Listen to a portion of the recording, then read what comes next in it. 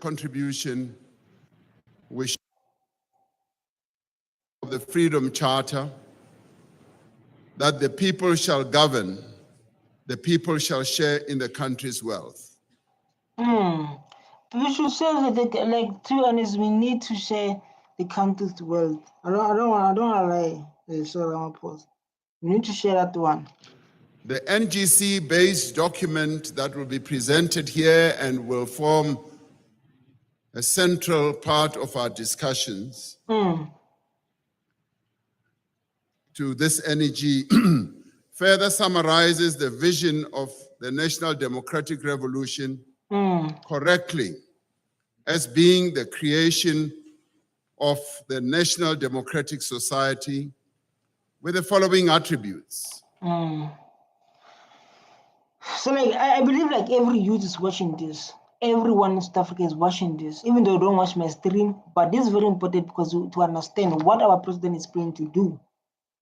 Because if we are not talking about this, if we're not watching this, he's doing this for who? For our citizens. And if ANC don't take action, doesn't do their work, it's affecting us. A united, capable, and ethical developmental state based on the will of the people, regardless of race, sex, belief, language, ethnicity, or geography. Because of people like, especially like AfriForum, they say like ANC this, ANC this. AfriForum always like the problem with ANC. The ANC is doing this, ANC is doing this every time. So we said those things, our president want to make it clear. Our president want to make it clear. Incorporating representative, participatory, and deliberative elements so that the people shall govern. So that people shall govern, meaning like we need to participate. This thing of gender-based violence, if you see someone is beating you again, you must go there and make sure you stop that fight or you understand. Another attribute is about improving quality of life for all through access to affordable, quality basic services, equal rights and human dignity. I think like we all have equal rights. You understand? We all have equal rights. The only thing that we are struggling in South Africa, we are struggling with unemployment, GBV, inequality. Because inequality, when I tell inequality, other people own 70% of the land, other people own 4% of the land. That's inequality. And again, when it comes to whites, white people are saying like, they're saying the laws of this country are focused on races a lot. It's affirmative action, BBE, the land reform, something like this. So I believe like maybe fall under that. And broad opportunities for every citizen. An inclusive, transformed, and thriving economy that offers decent livelihoods to all, including restoring the birthright of all South Africans to access land, the nation's wealth. See, like the thing of the land, topic of the land. That topic of the land, man, is a topic that is too touchy, sensitive. The thing of the land, man, yeah. Finance and other resources within a growing, integrated African continental economy. A nation with a common identity as an African country underpinned by non-racialism, non-sexism, unity in diversity, and a spirit of global. We are the only country that is diverse. South Africa is the only country that is diverse, man. Us, welcoming everyone to stay in South Africa, in Africa. In Africa, we're the only ones. We're the only ones. Human solidarity. Given the evolving terrain of struggle, one of the questions as delegates to this NGC we are asked to consider is whether the fundamental assumptions of the NDR still hold today. What is that? I don't know this NDR, and I believe because I started to follow politics now, because I was so interested to ask myself why these things happening. The historical theory of change that has guided our movement now faces new and complex realities. Which are those realities, President? You can try to which are those realities you are talking about? Because of these realities, some of them are scary, very scary.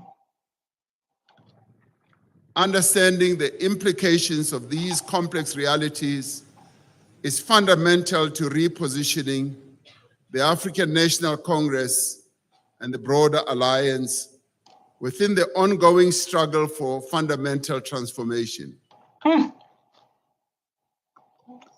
Transformation is hard, eh? It's very hard transformation. Because it can't be transformation over like this inequality in the country. We're like, because we hear lots of people raising their concerns, and when we realize, believe like there's a lot of them. The balance of forces is always in motion, shifting both locally and globally. Equally, the strategic and ideological cohesion of the alliance is now in question. The path forward demands ideological clarity, On what? political discipline, foresight, firmness of principle, and tactical agility within the context of a renewed strategic posture.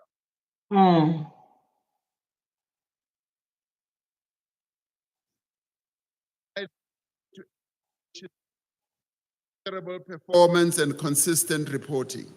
To foster a culture of ethics and integrity, the NEC has continued to strengthen the terms of reference of the Integrity Commission and introduced a compulsory course on ethics and integrity in the political education curriculum. Which one they're going to include what? Because I love, maybe like because of I'm the person who love action. Like when you are that person who love actions and you don't see action happening, you will be like, because don't see action happening.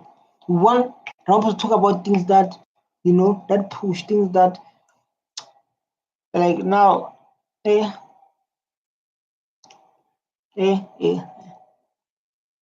what I'm saying like now.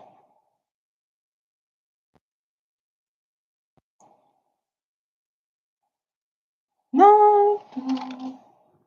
The OR Tambo School of Leadership continues to effectively implement conference decisions on enhancing and deepening and broadening political education in the ANC.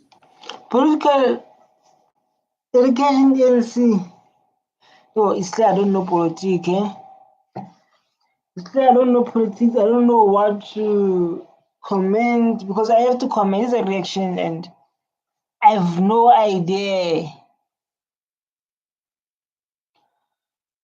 We should applaud the leadership of the OR Tambo Leadership School. We should applaud. I don't know why they've done, but you have idea. If you have idea, please comment section is yours there. The membership system was overhauled to ensure that the movement attracts into its ranks the kind of people who are willing to serve the people of South Africa. Much more work needs to be done to ensure that we attract those people who are ethical and who are prepared to serve the people of our country. Facts. Facts. Yeah, speaking the truth, people are work ethical, people are prepared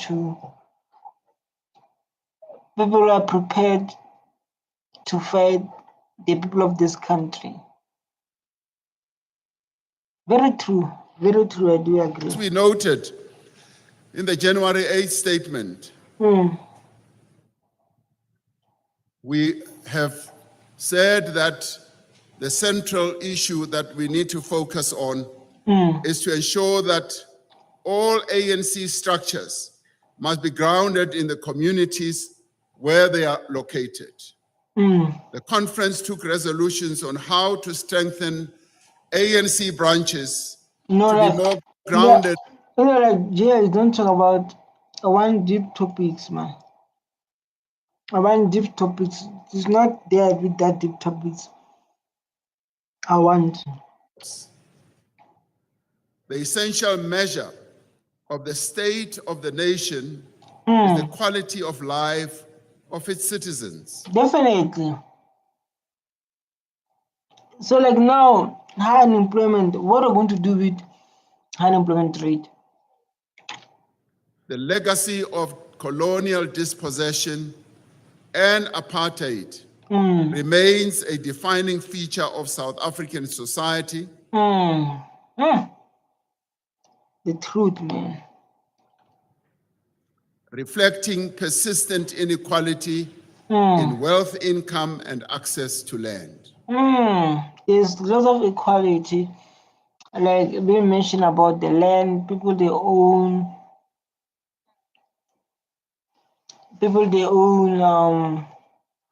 this is so sad, people they own 70%, they own 4%, opportunities, inequality. This is what he's mentioning like now, our president.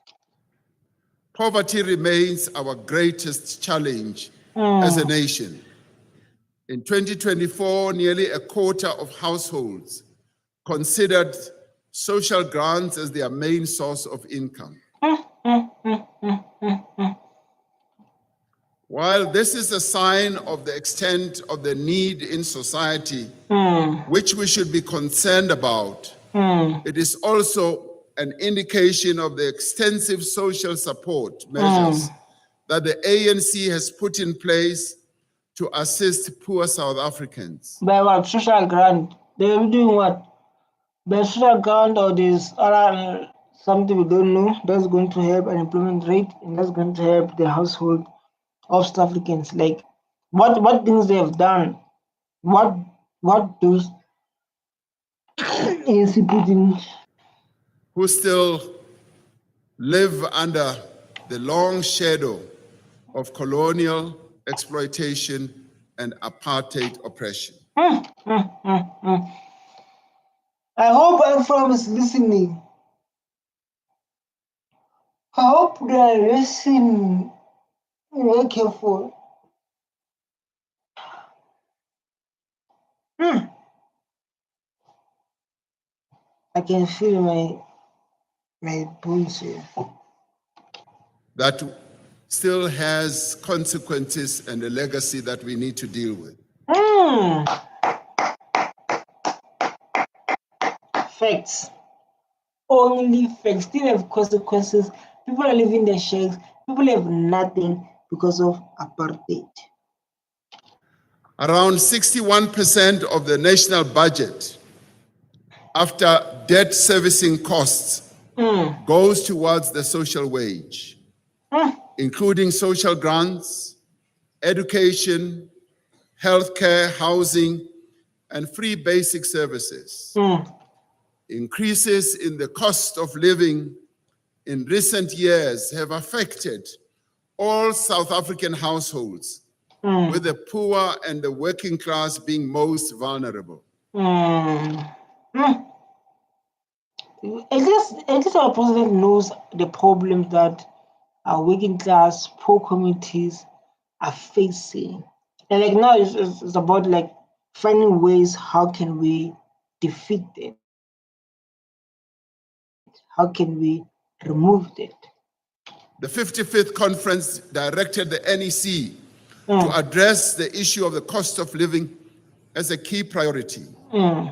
In line with the resolutions of the 55th conference, measures to address the cost of living have included increases in funds to our municipalities to provide free basic services to needy households, indigent families. And I suppose I'm happy. What you are saying, like, it's clear, like you recognize, like when someone speaks and you can tell, like, you recognize the struggle we are experiencing in South Africa. It's so beautiful because of, if you can recall, if you can analyze, if you can understand the struggle we're facing here as South Africans, as it's so beautiful, man. It's so beautiful, and I love it. I don't want to lie. I love it. I love it, President. You are doing the beautiful work by understanding what your people are going through. This is so beautiful. I don't want to. This is so beautiful. Beautiful.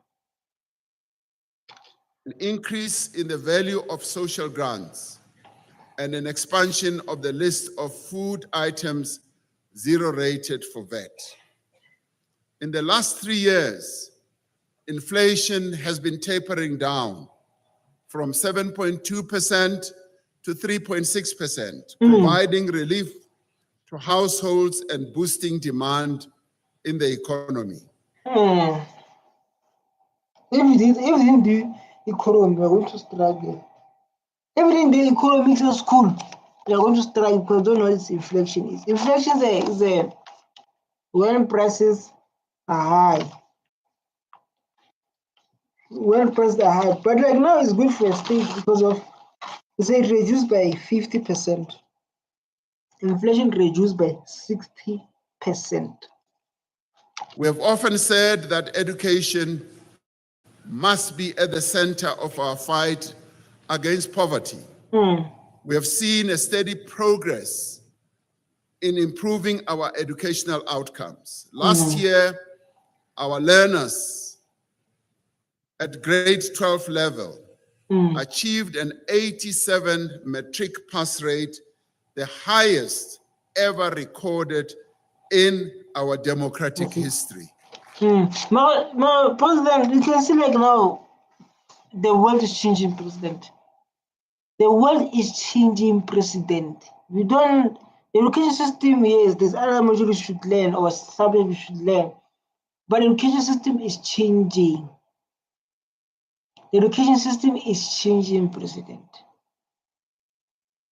The education system is changing, President. The education system that you guys learn, even us learn, is different. And this one is coming, is going to be different, President. That we must face the reality, the truth. Which is quite phenomenal.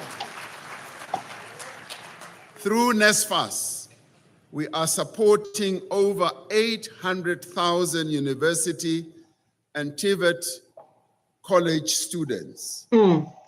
Our focus now is on expanding access to quality early childhood development and early grade literacy and numeracy. And one of the challenges we neglected over a long time was to focus on early childhood development.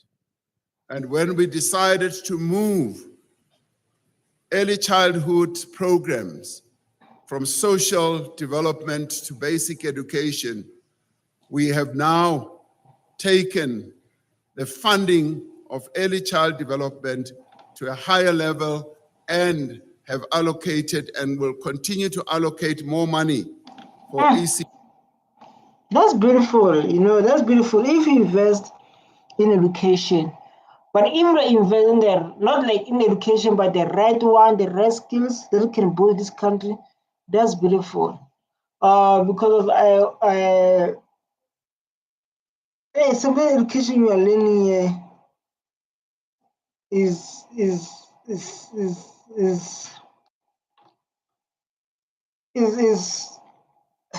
I don't know how to tell it, but it's kind of like ED in our budget. But comrades, we need to do much more.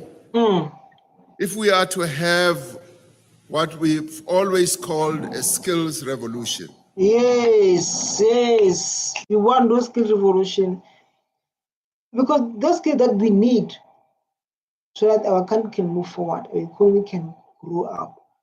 Because there's a lot of skills, people who graduated, they don't have those skills. People who graduated, but they have no skills at all.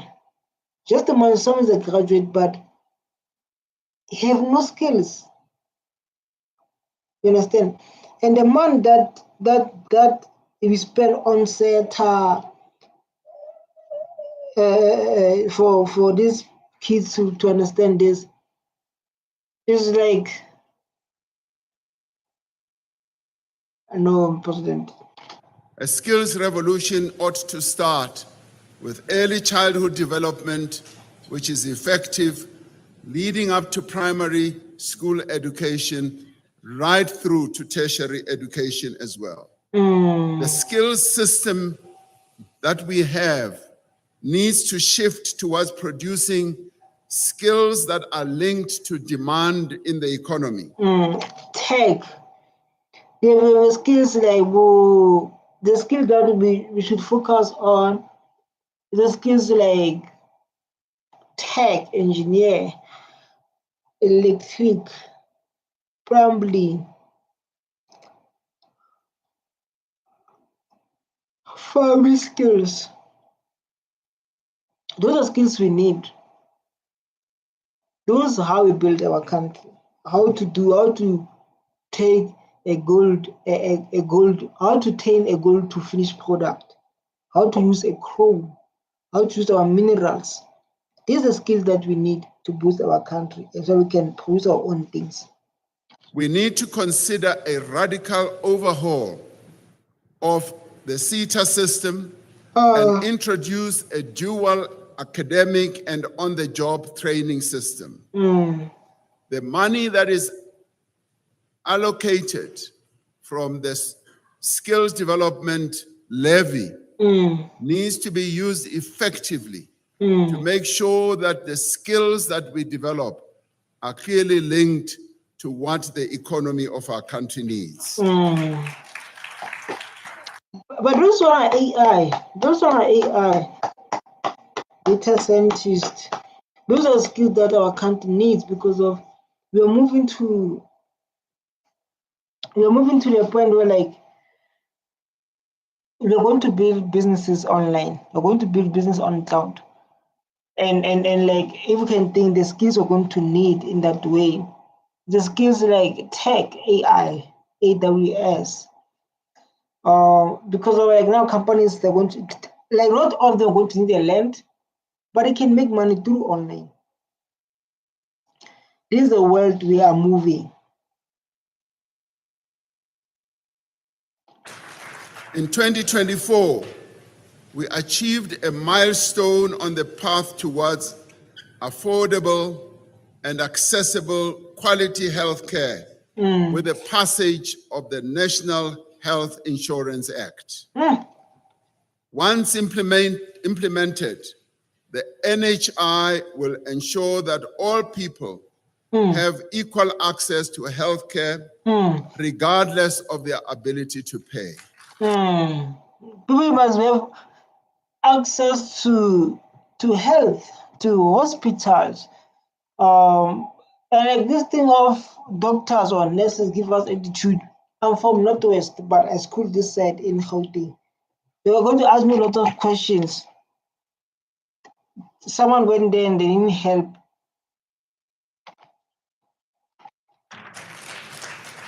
And the NHI will be implemented, much as we are facing a number of challenges from various stakeholders about its implementation. In preparation for the NHI and to address severe challenges in our health system, government is directing resources towards hiring more doctors, more nurses and health professionals. Where is the building? Where are you going to? Where is the building?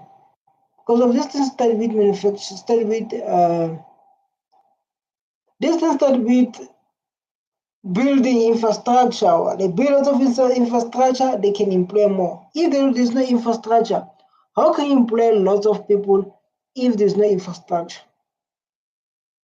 Because it starts with infrastructure. Lack of infrastructure, it'll be hard to employ lots of doctors, lots of nurses. So we require we require to build a structure first. Infrastructure, then it will be easy for us to employ those people we're mentioning. Because these hospitals are so, I don't know how to put it, but I want to put it in a good way. They're so yeways. They're so yewa.